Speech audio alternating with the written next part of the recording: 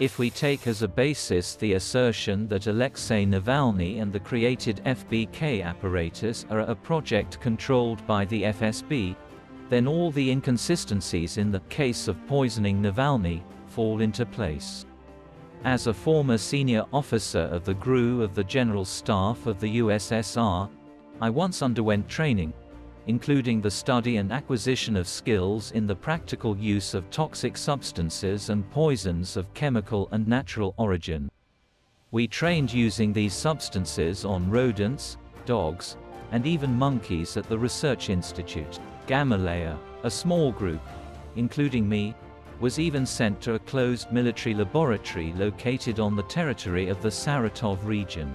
Therefore, as an expert on this issue, I would like to dwell on the case of the so-called poisoning of Alexei Navalny. Based on my fundamental knowledge and experience, I can assure you, when using even the most powerful deadly poison, every little thing is calculated, which allows you to inflict exactly the kind of damage to the body that is required. All diseases suffered by the alleged object of poisoning, and even complications provoked by these diseases, are taken into account. The state of health of the object at a given point in time is determined. A detailed study is made of the daily schedule and the habits developed over the years of the object, the diet, the amount and composition of the liquid drunk and preferences in drinks, including alcoholic ones, as well as food intake. There are no small things. Special points are age, weight and height to calculate the possible extent of the blood and digestive system for an accurate calculation of the planned dose reaching the main organs of human life, depending on what result we want to get. For example, the formation of a blood clot and its separation within the estimated time, or the impact on previously affected organs in the course of its chronic diseases, causing a natural crisis for everyone around, leading to a completely natural death. By the way, with the help of such poisons, you can provoke any disease, even cancer in the body of an absolutely healthy person. Having studied and compared all the facts available from open sources, I can say with 100% certainty that in the case of Alexei Navalny, we are dealing with a staged poisoning. This is indicated by the whole series of events, from his fall in the plane, not earlier and not later than the intended flight point, which allows him to land exactly in Omsk, and to the subsequent measures taken with the patient in the Omsk hospital, with obtaining permission for emergency export abroad and his treatment at the Charité. But the main thing is the absence of any complications after poisoning. The dose and place of application of the poison was carefully calculated to thousandths. The speed of restoring the patient's health is simply fantastic, of course, for those who have ever come across this seriously, and not in a special dramatization. But the most important performance began after his return from Germany to Russia. I am very familiar with the GIN system. Today it is called the Federal Penitentiary Service, and I can assure you that in the case of Alexei Navalny and in the conditions of his detention, from the moment of detention to the present, the nature of his detention in the colony does not correspond to the nature of the work of this well-established systems.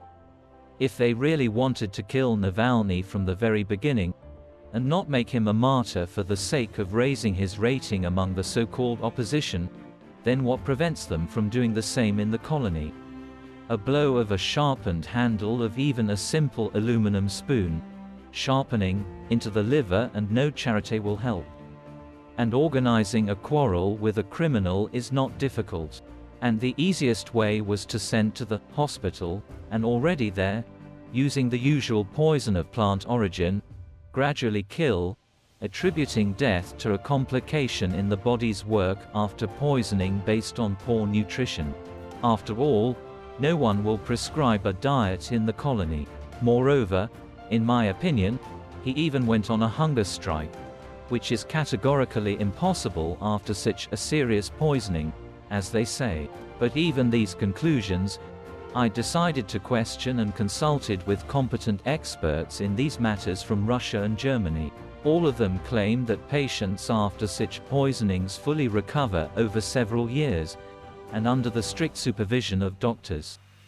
Complications and sudden failures in the work of individual organs of the body can begin at any time. Moreover, it is known that Alexei Navalny suffers from a chronic form of pancreatitis.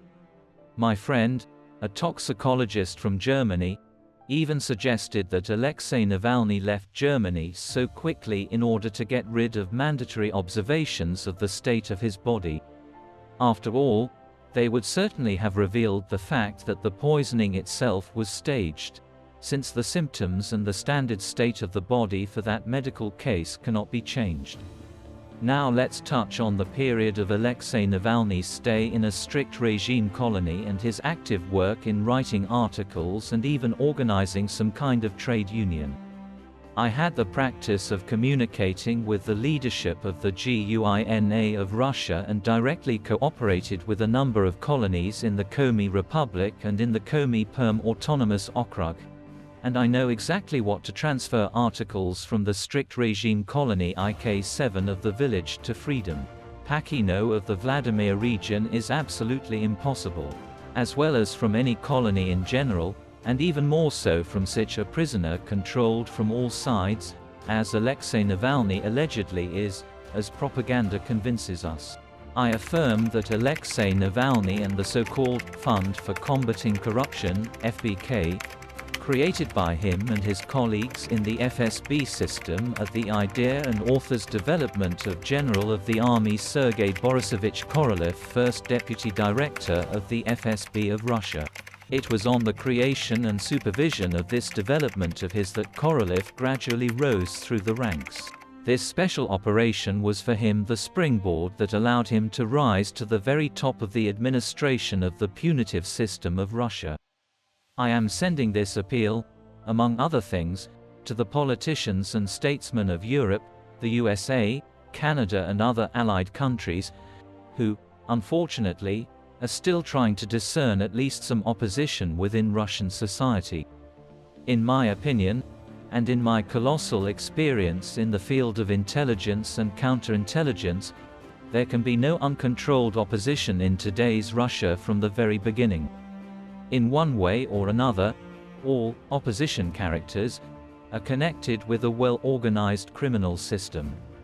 And Alexei Navalny and persons associated with him are a fallback for an attempt to restart the system, as it was already in the early 90s, to reset relations with the rest of the civilized world in the name of preserving the system itself, created and strengthened over 105 years of the existence of a bloody monster under the name of the USSR Russia.